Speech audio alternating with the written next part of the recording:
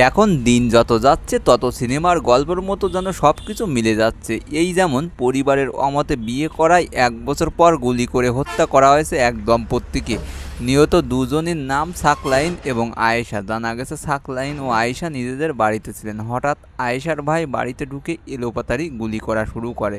এতে গুলিবিদ্ধ হয়ে ঘটনাস্থলেই প্রাণ হারান সাকলাইন ও আয়েশা। খবর পেয়ে তাৎক্ষণিক ঘটনাস্থলে গিয়ে অভিযুক্তকে আটক করা হয়। তবে এ ঘটনায় এখনও কোনো মামলা করা হয়নি। গত ৩ আগস্ট ২০২৫ রবিবার পাকিস্তানের পাঞ্জাব প্রদেশের রাজনপুর জেলায় এই ঘটনা ঘটেছে। এর আগে গত মে মাসেও এই ধরনের একটা ঘটনা ঘটে পাকিস্তানে।